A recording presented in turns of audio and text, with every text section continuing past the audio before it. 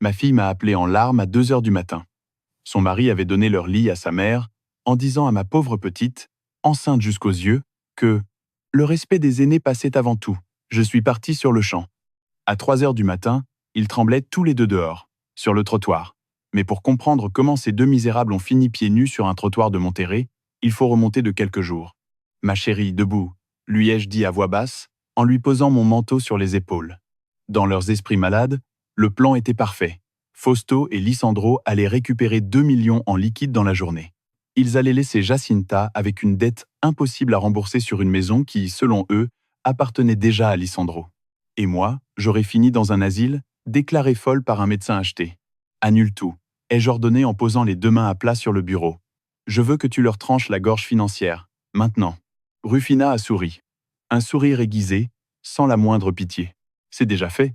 À 7h55, j'ai appelé le vice-président de la banque régionale. Je lui ai transmis l'ordre notarié original. Celui qui stipule qu'en cas de mouvements inhabituels de capitaux supérieurs à 500 000 pesos ou de transfert de biens immobiliers, ta présence physique et une vérification biométrique sont obligatoires. La banque a déclenché son protocole interne de fraude. Rufina a appuyé sur la touche Entrée de son clavier. L'écran a clignoté. Là où il y avait auparavant des chiffres verts et des soldes disponibles, des lettres rouges sont apparues avec un message clignotant. Compte gelé. Blocage total. À cet instant précis, a poursuivi Rufina en regardant sa montre, les cartes de crédit professionnel de Fausto viennent d'être désactivées. La carte supplémentaire de Lisandro, bloquée, le compte sur lequel la société de crédit devait verser les 2 millions du prêt frauduleux, clôturé pour enquête sur blanchiment d'argent. Ils sont à zéro, maxima. Ils n'ont même plus de quoi payer un taxi. Il manque la cerise sur le gâteau, ai-je dit en me levant. Je suis allé jusqu'à la fenêtre et j'ai regardé la rue mouillée. Je veux la maison. Je veux qu'on les jette dehors comme les chiens errants qu'ils sont. Le commandant de la police de l'État, le commandant Vargas, te doit une immense faveur depuis que tu as donné les matériaux pour reconstruire le commissariat l'an dernier, a dit Rufina en rangeant ses papiers. Je lui ai parlé il y a 1 heure. Je lui ai expliqué qu'il y avait des individus qui occupaient frauduleusement une propriété avec des documents apocryphes et menaçaient une femme enceinte. Il a 2 patrouilles et 4 hommes prêts, en attente de notre appel. Elle m'a regardé avec des yeux gonflés, rougis par les larmes. J'ai aussi engagé 2 agents de sécurité privés, du genre qui mesurent 2 mètres et ne posent aucune question. Quand est-ce qu'on les abat? J'ai regardé l'horloge. Il était 8h30. Fausto et Lisandro finiraient sûrement par comprendre que leur carte ne passait plus, au moment de payer leur petit déjeuner ou en essayant de retirer de l'argent au distributeur, mais ils penseraient à un simple bug du système. La vraie terreur, elle, arrive dans l'obscurité. Cette nuit, ai-je tranché. Hier soir, Lisandro a jeté ma fille de son propre lit à 3 heures du matin. C'est une simple justice poétique, qu'ils ressentent exactement le même froid à la même heure. On attaque à 3 heures. Qu'ils profitent de leur journée, qu'ils boivent, qu'ils se croient vainqueurs. La chute fera bien plus mal s'ils tombent du sommet même de leur arrogance. Le reste de la journée a été un exercice de maîtrise de soi presque malade. Jacinta s'est réveillée en fin de matinée, confuse et endolorie. Je lui ai dit de ne s'inquiéter de rien, de rester couchée, que je m'occupais de tout. J'ai éteint son téléphone pour que Lisandro ne puisse pas la torturer avec ses messages menaçants. À 2 heures de l'après-midi, mon téléphone personnel a commencé à sonner sans arrêt. C'était Fausto. Il a appelé 7 fois de suite. Évidemment, le grand patron venait de comprendre que son empire de papier s'était volatilisé. J'ai laissé sonner jusqu'à la messagerie. Puis j'ai reçu un message de sa part. « Maman, la banque a bloqué les comptes de l'entreprise à cause d'une erreur système. J'essaie de payer un fournisseur en urgence et ça ne marche pas. En plus, ma carte pro a été refusée au restaurant. Appelle le directeur de la banque et dis-leur d'enlever ce blocage de sécurité. C'est urgent. » J'ai souri en lisant la panique déguisée en urgence dans ces mots. Je n'ai pas répondu. 1 demi-heure plus tard, un autre message est arrivé, cette fois de Lisandro. « Belle-mère, ma carte a été refusée, elle aussi. Dites à Jacinta de répondre à ce foutu téléphone. Et ne vous avisez pas de venir à la maison. J'ai déjà changé les serrures de la porte d'entrée. Demain, ma mère et moi, on commence à abattre le mur de la chambre du bébé pour en faire une salle de jeu. Habituez-vous. » L'audace de cet imbécile était sidérante. Il pensait qu'un simple serrurier allait arrêter la propriétaire légitime. Il ignorait que j'avais le contrôle principal de tout le système de sécurité numérique de cette maison. C'était moi qui payais l'abonnement mensuel des caméras et des serrures électroniques. Je pouvais ouvrir cette porte depuis mon téléphone d'une simple pression.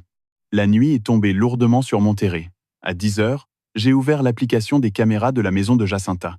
Les caméras intérieures avaient été débranchées par Lisandro, manœuvre prévisible, mais celle de la sonnette extérieure fonctionnait toujours.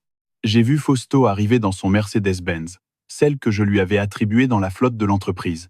Il portait des sacs de supermarché remplis de bouteilles d'alcool haut de gamme et de morceaux de viande fine. Eulalia est arrivée à l'improviste à minuit, m'a-t-elle expliqué en tremblant. Elle a dit qu'elle avait mal au dos à cause du voyage en bus. Lisandro a dit que le lit d'amis était trop dur pour sa mère. Il m'a ordonné de lui laisser notre lit. Je lui ai dit que je ne pouvais pas, que le médecin m'avait prescrit du repos à cause du poids du bébé. Il m'a tiré par le bras. Il m'a hurlé dessus devant elle. Il a dit que, dans sa famille, le respect des aînés passait avant tout. Ils organisaient une fête de victoire. Fausto a sonné. Lisandro lui a ouvert. « Frérot, entre !» a crié Lisandro, déjà visiblement ivre, en tapant dans la main de mon fils.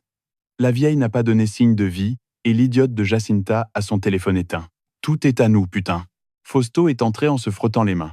Cette satanée banque nous a bloqués à cause d'un protocole de sécurité, mais demain matin à la première heure, j'irai à l'agence avec la procuration et je débloquerai tout. Ce soir, on fête ça, beau-frère. Adieu à la tyrannie de la vieille Maxima. J'ai éteint l'écran de mon téléphone. J'ai enfilé mon manteau noir, mes bottes de cuir solide, et je suis sorti au garage. À 2h45 exactement, j'ai garé mon pick-up à un pâté de maison de la maison. Rufina était déjà là, adossée à sa voiture noire. À côté d'elle, 2 énormes agents de sécurité privés en tenue tactique, avec radio et regard capable de trancher la glace. 1 minute plus tard, 2 voitures de la police de l'État ont tourné au coin de la rue sans sirène, feux éteints. 4 officiers en uniforme sont descendus en silence. Le commandant Vargas s'est approché de nous et m'a salué d'un signe de tête militaire. « Madame Maxima, maître Rufina », a murmuré le commandant. Nous avons l'ordre d'expulsion pour occupation illégale et fraude, signé par le juge de permanence. Mes hommes sont prêts. À votre signal. Nous avons marché jusqu'à la maison dans un silence sépulcral. Le seul bruit était celui de nos bottes écrasant l'asphalte mouillé. La rue était déserte, les maisons voisines plongeaient dans le noir. Dans la maison de Jacinta, toutes les lumières étaient éteintes, à l'exception d'une faible lueur bleue venant du salon, sans doute la télévision laissée allumée. Que les femmes d'avant accouchaient dans les champs, et qu'une nuit par terre ne me tuerait pas. Je me suis arrêté devant la porte d'entrée en bois massif, la même serrure que Lisandro jurait avoir changée. J'ai sorti mon téléphone, ouvert l'application maîtresse du système, saisi mon code de sécurité à 6 chiffres et appuyé sur déverrouiller. Un léger clic électronique a retenti. Le pêne d'acier s'est rétracté. J'ai poussé la porte. Elle s'est ouverte grand. Nous sommes entrés. L'odeur de cigarettes, de viande grillée froide et d'alcool éventé prenait à la gorge. Le salon était un champ de bataille. Bouteilles de whisky vides par terre, assiettes sel, cartons de pizza. Sur le canapé principal, profondément endormi, la bouche ouverte et ronflant comme un porc, il y avait Fausto. Il avait gardé ses chaussures sur les coussins blancs que Jacinta nettoyait avec tant de soin. J'ai fait un signe aux agents de sécurité. Ils se sont placés de chaque côté du canapé. Rufina est restée près de la porte d'entrée avec le commandant Vargas et 2 policiers. Moi, je suis parti avec les 2 autres officiers dans le couloir, droit vers la chambre principale. Il était exactement 3h du matin. J'ai saisi la poignée de la porte et je l'ai ouverte brusquement. Je n'ai pas allumé une petite lampe. Je suis allé tout droit à l'interrupteur général et j'ai allumé les 6 spots halogènes du plafond. La chambre s'est embrasée comme un stade de football. Lisandro et Eulalia étaient emmêlés dans les draps de soie. Lisandro a hurlé comme un porc qu'on mène à l'abattoir, aveuglé par la lumière. Eulalia s'est caché le visage derrière les oreillers, poussant des cris hystériques. « Police de l'État, debout immédiatement !» a rugi l'un des officiers en frappant le chambranle de sa matraque. Le son a été assourdissant. Le sang m'a bouilli dans les veines. Ciment, ferraille, poussière. J'ai travaillé 30 ans dans mes 3 quincailleries pour que mes enfants n'aient jamais à grelotter de froid. Et ce parasite de bon à rien l'avait jeté au sol dans la maison que j'avais achetée. J'ai aidé Jacinta à se relever. Lisandro s'est redressé d'un coup, livide comme un mort, les cheveux en bataille, les yeux injectés de sang par l'alcool. « Quoi ? Qu'est-ce qui se passe ? C'est une propriété privée. J'ai des droits. » Puis son regard s'est fixé sur moi, debout au milieu de la pièce. Je portais mon manteau noir, les mains dans les poches, et je le regardais avec le calme absolu d'un bourreau qui vient d'aiguiser sa hache. « Je t'avais dit que tu avais 2 minutes, hier soir, Lisandro, et je dis d'une voix froide, profonde. Ton temps est écoulé depuis 24 heures. Debout. » Lisandro a essayé de se lever, mais il s'est emmêlé dans le drap et s'est écrasée à genoux sur le tapis. « Vous êtes folle, belle-mère. Je vais vous coller un procès dont vous allez vous souvenir. Fausto, Fausto, frérot, viens ici. » « Ton frère ne peut pas venir, » a répondu Rufina en apparaissant dans l'encadrement de la porte avec sa mallette. « Il est un peu occupé. » Nous avons traîné Lissandro jusqu'au salon. Eulalia courait derrière lui en pleurant hystériquement, essayant d'enfiler une robe de chambre sur sa chemise de nuit. Dans le salon, le spectacle était splendide. Mes 2 agents de sécurité tenaient Fausto debout, chacun par un bras. Il était désorienté, un peu baveux, clignant des yeux sous la lumière crue des lampes tactiques de la police. Quand il m'a vu, son visage est passé de la confusion à une colère arrogante. « Maman, c'est quoi cette connerie ?» a hurlé Fausto en se débattant, sans réussir à faire bouger d'1 millimètre les hommes qui le tenaient. « Dis à ces gorilles de me lâcher. Je suis le directeur général de l'entreprise. Et cette maison, je l'ai légalement transférée au nom de Lisandro. Tu commets un délit, vieille folle. Va dans le pick-up, mets le chauffage, lui ai-je ordonné en lui tendant les clés. » Rufina s'est avancée lentement jusqu'à la table basse, écartant du bout des doigts une bouteille vide de whisky avec dégoût. Elle a ouvert sa mallette et en a sorti une copie de l'acte réel de propriété de la maison. Elle l'a laissé tomber sur la table en verre d'un coup sec. « Faux », a tranché Rufina, d'une voix qui claquait comme un fouet. « Fausto, tu te crois malin en affaires, mais tu es d'une ignorance absolue en droit civil. L'acte de donation que tu as signé hier n'a aucune valeur. Pour transférer un bien immobilier appartenant à Madame Maxima, selon la clause spéciale numéro 14 de la fiducie, sa présence physique devant notaire et une vérification biométrique par empreinte digitale sont obligatoires. Ce que tu as signé, c'est un morceau de papier toilette sans la moindre valeur juridique. » Fausto s'est figé. L'alcool semblait avoir quitté son cerveau en 1 seconde. Il a regardé les papiers sur la table, puis Rufina, puis moi. Sa mâchoire tremblait. « C'est impossible », a balbutié Fausto. « J'ai une procuration générale. Maître Ramirez m'a dit que ça suffisait pour tout. Maître Ramirez est un crétin à qui je retirerai sa licence demain matin à la première heure, » a répliqué Rufina en redressant ses lunettes. La propriétaire absolue de ce bien, c'est Maxima, et elle, en tant que propriétaire légitime, a déposé plainte pour occupation illégale, violation de domicile et falsification de documents. Vous êtes tous les 3 des squatteurs. Depuis le sol, Lissandro a tourné vers Fausto des yeux exorbités. « Quoi? Comment ça? Les papiers ne valent rien, Fausto? Tu m'as dit que la maison était à moi. J'ai demandé un prêt de 2 millions cet après-midi. » Rufina a laissé échapper un rire amer. « Ah, à ce sujet, Lissandro, j'ai le regret de t'informer que la banque a annulé le versement du prêt en détectant la fraude immobilière. Et puisqu'on parle de banque, » elle a hoché la tête et s'est traînée vers la sortie. Rufina a regardé mon fils droit dans les yeux. « Fausto, tes comptes sont bloqués. Tous. Ceux de l'entreprise, tes cartes de crédit dorées, tes comptes d'épargne, et ce compte fantôme aux Bahamas où tu as envoyé les 3 200 000 pesos de la réserve. Nous avons les traces des virements. Tu as commis une fraude d'entreprise, un abus de confiance et un détournement de fonds. Tu viens de perdre la direction de la société et, à partir de demain, tu fais face à des poursuites pénales qui peuvent t'envoyer derrière les barreaux pendant 15 ans. » Le visage de mon fils, l'héritier qui se croyait intouchable, s'est complètement défait. Toute couleur a quitté sa peau. Une terreur absolue s'est emparée de ses yeux. Ses jambes tremblaient si fort que, sans les gardes, il se serait effondré sur le sol. Il a sorti son téléphone de sa poche avec des mains tremblantes. Il a ouvert son application bancaire, désespéré de prouver que Rufina mentait. La lumière de l'écran éclairait son visage ravagé par la panique. « Non, non, non, non », murmurait Fausto en frappant l'écran de son pouce. « Solde bloqué. 0. Mes cartes, mon argent. Ce n'est pas ton argent, parasite, » ai-je dit en avançant d'un pas vers lui. Ma voix n'était pas celle de la colère. C'était celle d'une déception pure, glaciale. C'est mon argent. C'est moi qui l'ai gagné. C'est moi qui me levais à 4 heures du matin pour décharger des camions de ciment pendant que tu dormais dans un berceau que j'avais acheté. Je t'ai mis un empire entre les mains, et la première chose que tu as faite, c'est me voler dans le dos, comploter avec cet idiot pour endetter ta sœur enceinte, et prévoir de m'enfermer dans un putain d'asile. Fausto m'a regardé, et, pour la première fois de toute sa vie d'adulte, il ressemblait à un enfant terrorisé. « Tu savais pour l'asile ?» J'ai remonté le couloir jusqu'à la chambre principale. Je n'ai pas frappé. J'ai levé le pied et j'ai défoncé la porte d'un coup. Le bois a heurté le mur dans un fracas qui a fait trembler les cadres. Lissandro a bondi du lit en lâchant une insulte. Eulalia a poussé un cri strident. Ils étaient là, tous les deux, profondément endormis sur le matelas orthopédique haut de gamme que j'avais payé avec ma carte de crédit l'année précédente. Je sais tout, lui ai-je craché à la figure. Tu n'es plus mon fils. Pour moi, Fausto est mort hier matin dans ce bureau. Tu n'es plus qu'un voleur que je vais détruire légalement. Et toi, Lisandro? Je me suis tourné vers mon gendre, toujours à genoux sur le tapis, en sueur froide. Hier, tu as jeté ma fille enceinte sur le carrelage parce que le respect des aînés était plus important. Alors maintenant, Lisandro, respecte-moi, moi, dégage de ma foutue maison. Le commandant Vargas a fait un pas en avant.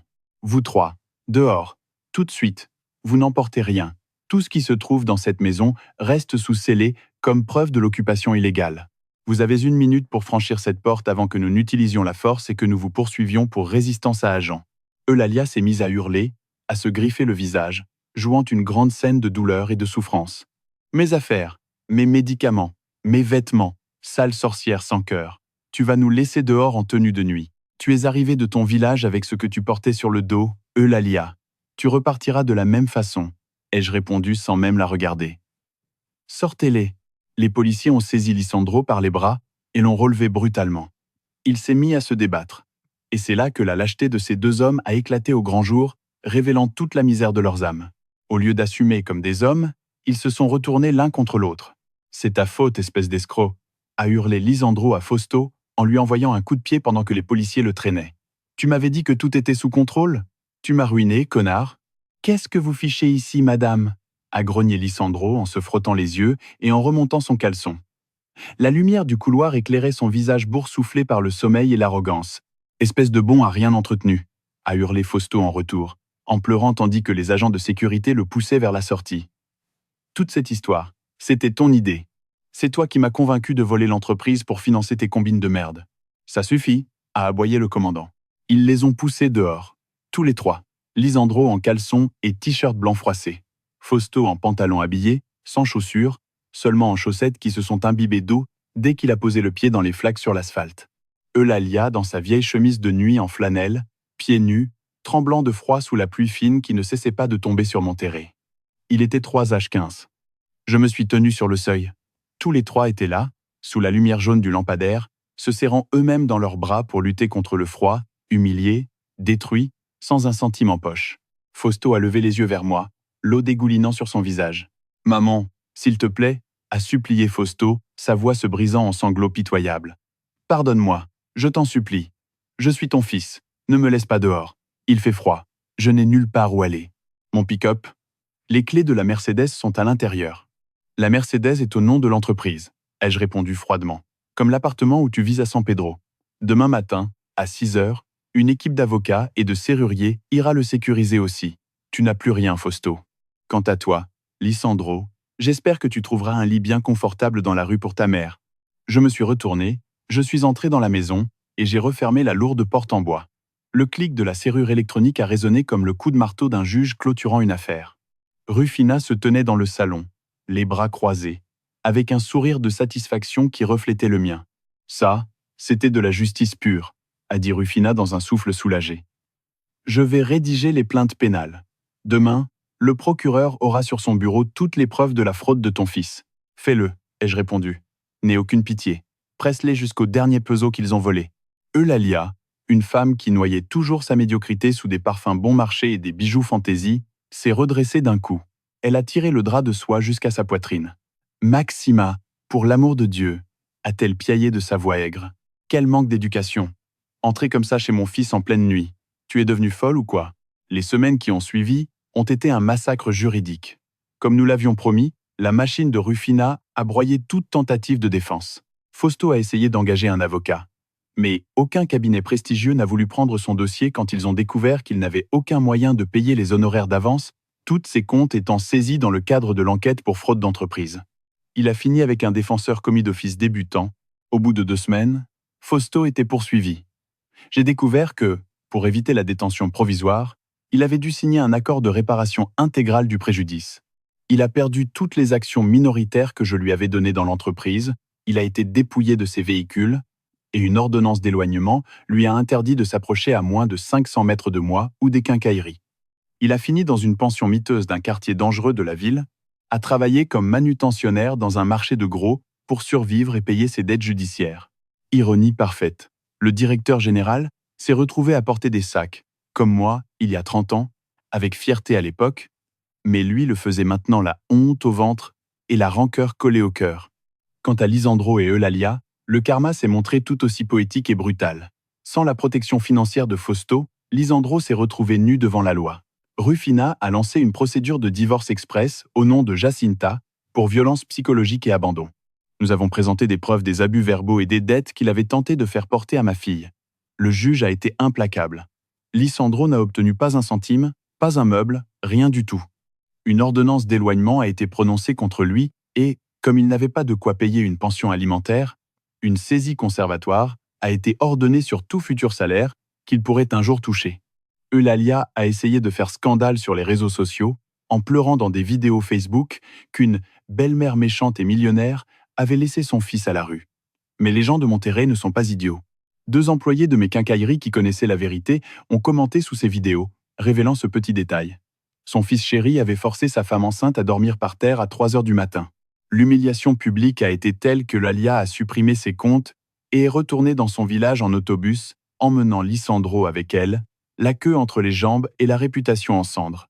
Aujourd'hui, cela fait 6 mois depuis cette nuit de pluie.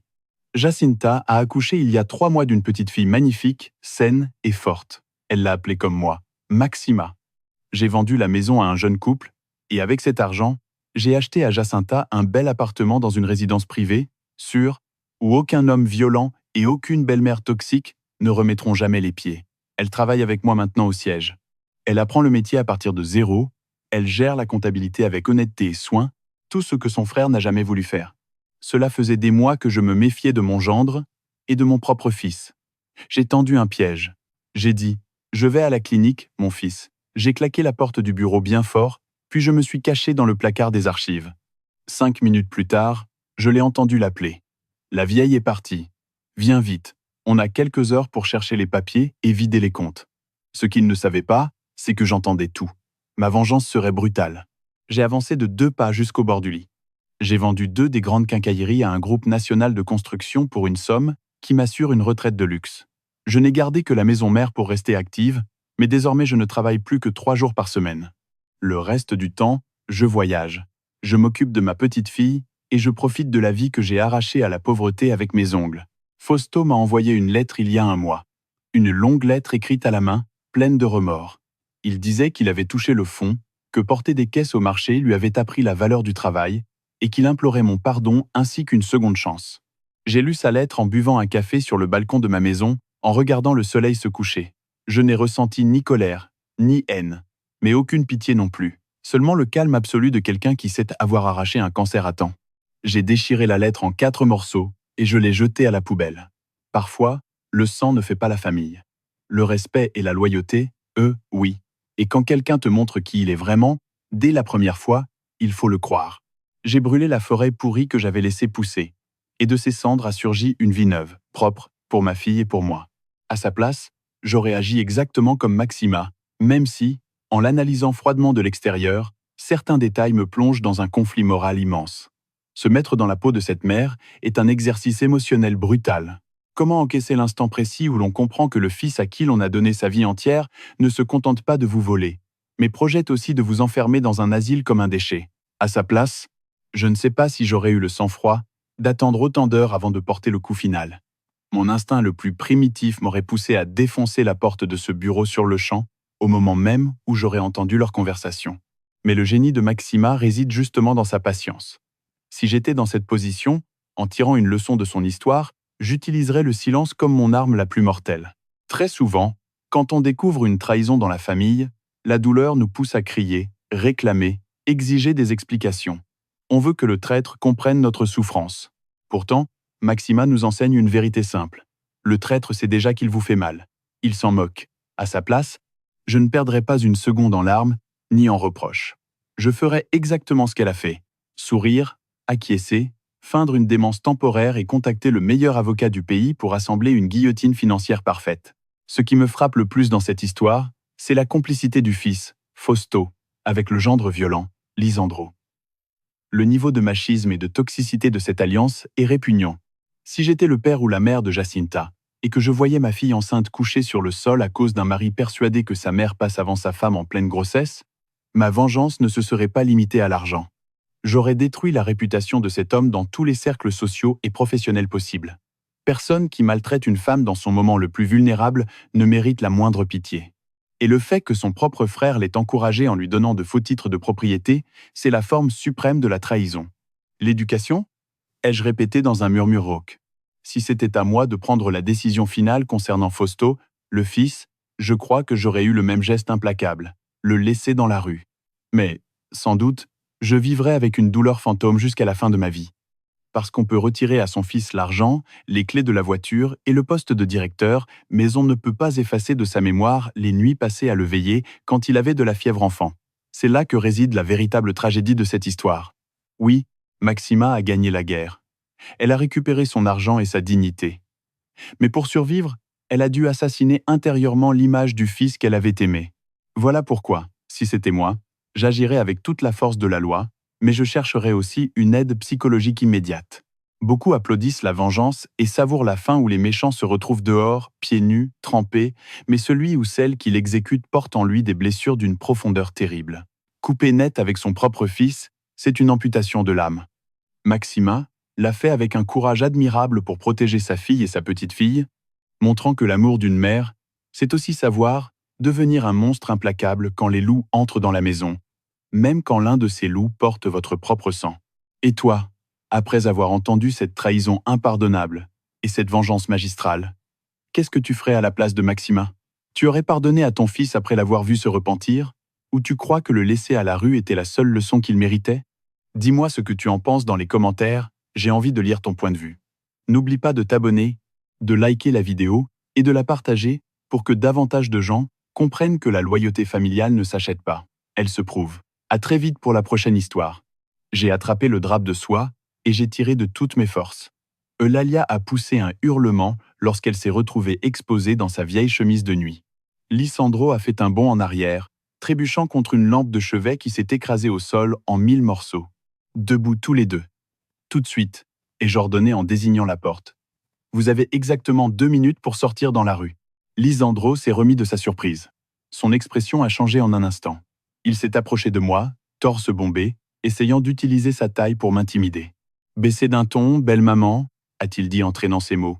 « Vous ne faites plus peur à personne. Certainement pas à moi. Je n'irai nulle part. C'est chez moi ici. Ma mère est mon invitée d'honneur. Votre fille doit apprendre quelle est sa place. Et puis, vous ne pouvez pas me foutre dehors. » J'ai lâché un rire sec. « Chez toi, tu n'as pas payé un seul parpaing de ces murs. Ça fait 1 an que tu n'as pas de vrai boulot. À jouer sur l'ordinateur pendant que ma fille se tue au bureau. » Lysandro a éclaté d'un rire moqueur. Il s'est dirigé vers la commode, a ouvert le premier tiroir et en a sorti une chemise jaune. Il me l'a jetée aux pieds. « Lisez ça, si vous y voyez encore clair. Fausto m'a transféré les droits. Votre fils, le nouveau patron des quincailleries. Lui et moi, on a passé un accord entre hommes. Il m'a signé la cession de propriété la semaine dernière. Il m'a dit « Beau-frère, la maison est à toi. C'est toi l'homme de cette famille maintenant, fais-en ce que tu veux. » Alors celle qui viole une propriété privée ici, c'est vous. Dégagez de chez moi avant que j'appelle la police pour intrusion. Le téléphone a sonné, tranchant le silence de ma chambre. L'écran brillait dans le noir. Il était 2H14.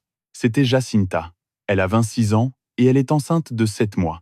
J'ai décroché immédiatement. Je n'ai entendu que des sanglots étouffés, le bruit de quelqu'un qui essaie de respirer entre 2 larmes. Là, le coup est tombé. La confirmation finale. Fausto, mon fils aîné.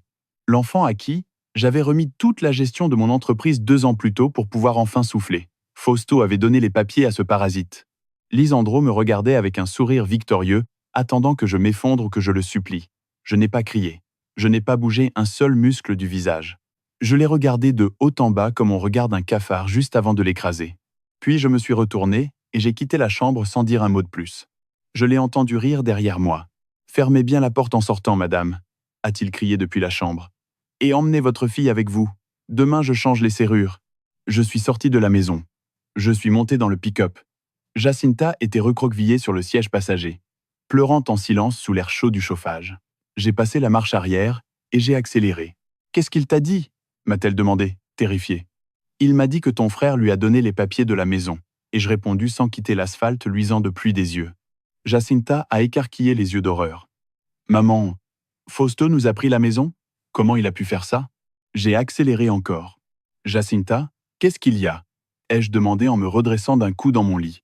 Tu crois vraiment que je vais laisser deux abrutis me voler ce que j'ai construit, en me cassant le dos? Nous sommes rentrés chez moi. J'ai préparé une tisane de camomille bien forte. J'ai installé Jacinta dans mon lit, je l'ai couverte de 3 grosses couvertures et j'ai attendu qu'elle s'endorme. Une fois sa respiration apaisée, je suis allé dans mon bureau. J'ai fermé la lourde porte en bois à clé. Je suis allé droit au tableau qui cache mon coffre-fort mural. J'ai composé la combinaison. J'en ai sorti une pile de documents originaux, avec leur sceau rouge et leur signature notariale. Lisandro n'était qu'un parasite arrogant, mais Fausto, lui, était le vrai danger. Pour comprendre la trahison de mon propre sang, il faut remonter quelques mois en arrière. Je suis devenue veuve très jeune. Mon mari est mort dans un accident alors que Fausto avait 5 ans et Jacinta à peine 1. Il m'a laissé seule, avec des dettes et une petite boutique d'outillage. Je l'ai relevée toute seule. J'ai négocié avec des fournisseurs qui voulaient m'écraser parce que j'étais une femme. J'ai bâti un empire de 3 quincailleries de gros qui approvisionnent la moitié des entreprises du bâtiment de la région. Nous faisons des millions de pesos de chiffre d'affaires par an. Quand Fausto a eu 30 ans, je lui ai passé le contrôle opérationnel. Je lui ai donné le bureau principal, les comptes de l'entreprise, les véhicules haut de gamme. Je lui ai fait une confiance aveugle. Mais il y a quelques mois, quelque chose a commencé à sentir mauvais. Mes vérifications aléatoires des comptes montraient des trous. Des centaines de milliers de pesos manquaient dans les fonds de réserve. Quand j'appelais Fausto, il ne répondait jamais. Sa secrétaire me servait toujours la même chanson. L'ingénieur est en réunion, l'ingénieur est sorti voir un client. Puis j'ai vu Lisandro. Le mari de ma fille, qui ne gagnait même pas le salaire minimum, s'est soudain ramené à un repas de famille au volant d'une voiture de sport d'occasion, mais coûteuse. Jacinta, toujours trop naïve, m'a dit que Fausto avait engagé Lisandro comme consultant externe. J'ai ignoré les signaux d'alarme. J'ai voulu croire que mon fils aidait son beau-frère à se relever, pour le bien de sa sœur enceinte. Quelle idiote j'ai été! Tout a culminé il y a à peine 4 jours. C'est là que la graine de cette vengeance a vraiment été plantée. J'étais allé sans prévenir au siège de la quincaillerie principale pour chercher d'anciens contrats d'un fournisseur. Je marchais dans le couloir de la direction. La secrétaire n'était pas à son poste. J'allais ouvrir la porte du bureau de Fausto quand j'ai entendu la voix de Lisandro à l'intérieur. La porte en bois était entrouverte de quelques centimètres à peine. Quelque chose dans mon instinct, ce même instinct qui m'a sauvé de la faillite il y a 20 ans, m'a ordonné de m'arrêter. Je me suis glissé en silence vers la salle d'archives, juste à côté du bureau.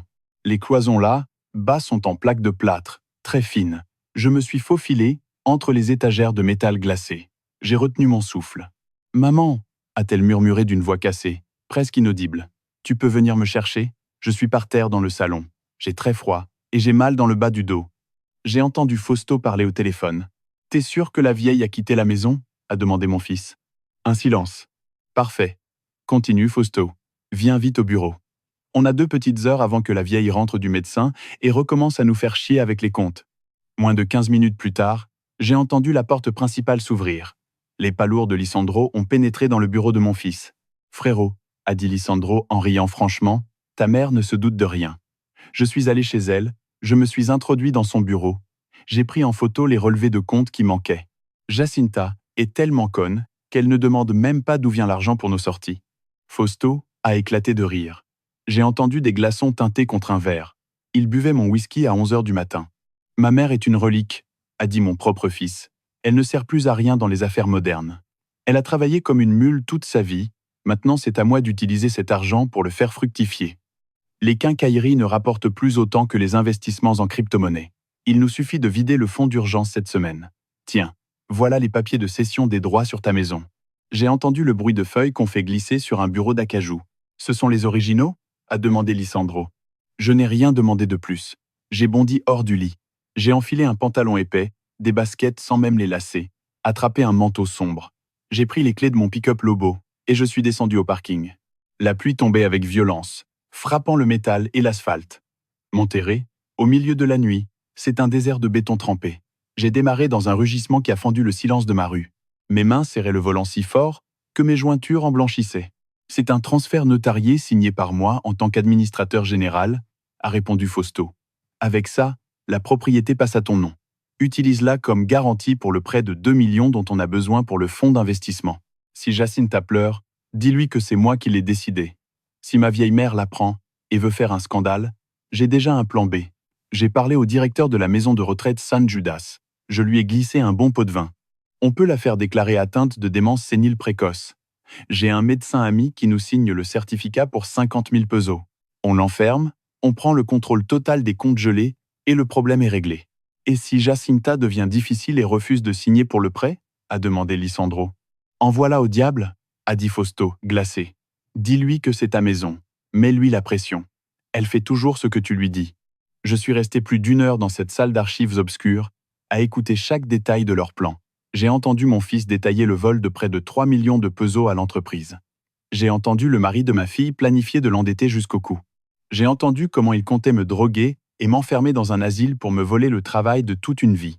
Je n'ai pas versé une seule larme dans cette pièce. Les larmes, c'est pour les faibles.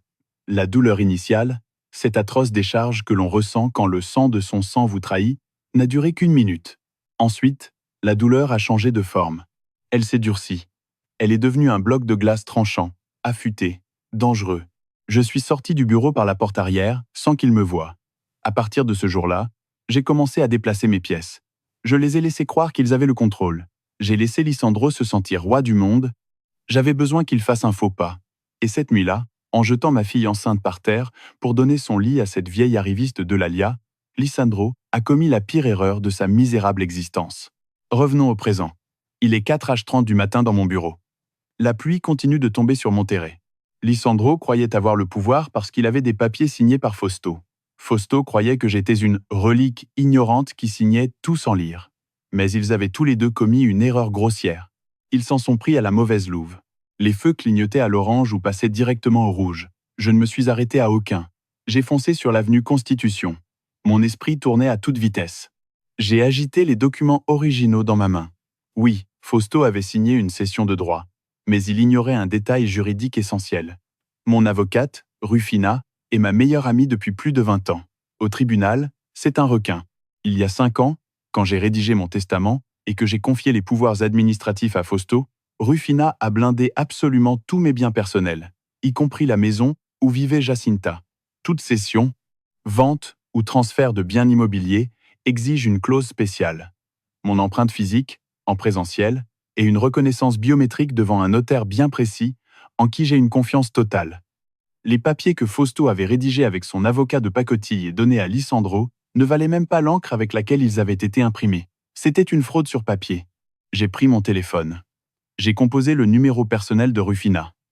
Je savais qu'elle dormait, mais la situation ne pouvait pas attendre le lever du soleil. Elle a répondu à la 4e sonnerie, la voix rauque, mais déjà alerte. « Maxima », a dit Rufina. « Il y a un problème avec la petite ?» Jacinta dort dans ma chambre. Ai-je répondu d'un ton froid, militaire.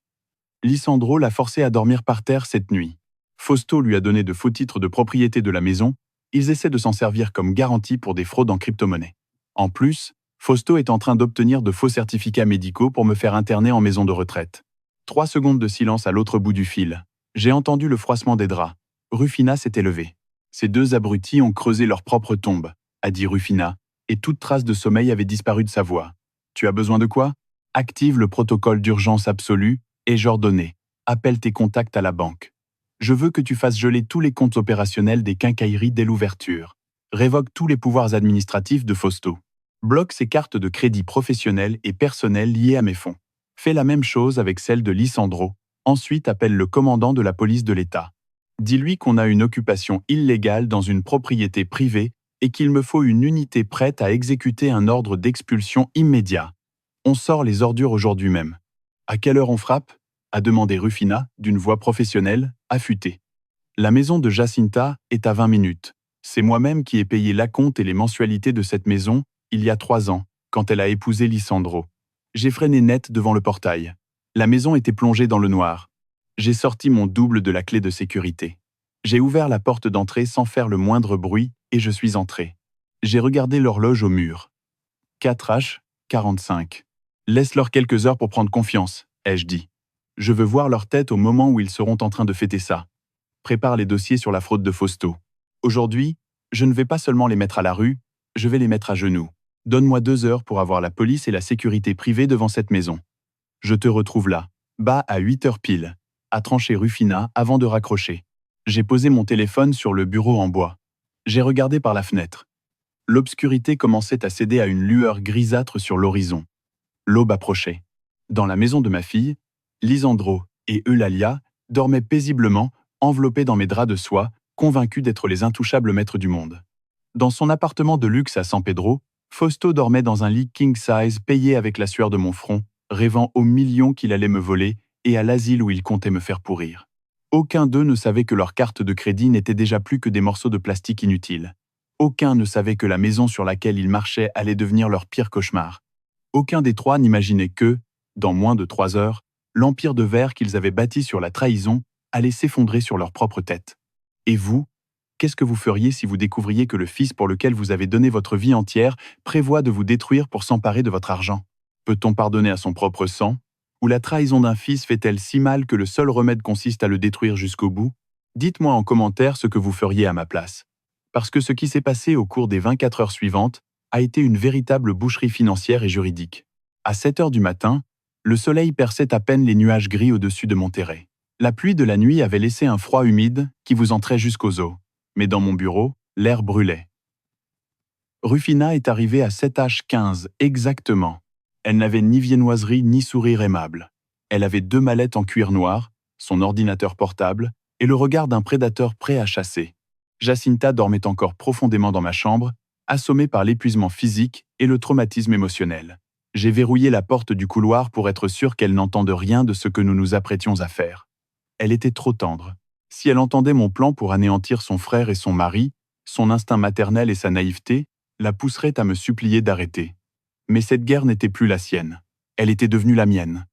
La scène que j'ai découverte en allumant la lampe de mon téléphone m'a retourné l'estomac. Jacinta était recroquevillée sur le carrelage du salon. Elle ne portait qu'une fine robe de chambre en coton. Ses bras entouraient son ventre gonflé. Sous elle, il n'y avait qu'une couverture mince et un coussin du canapé. Je me suis agenouillé à côté d'elle. Sa peau était glacée. Nous nous sommes assises à la grande table en chêne de ma bibliothèque.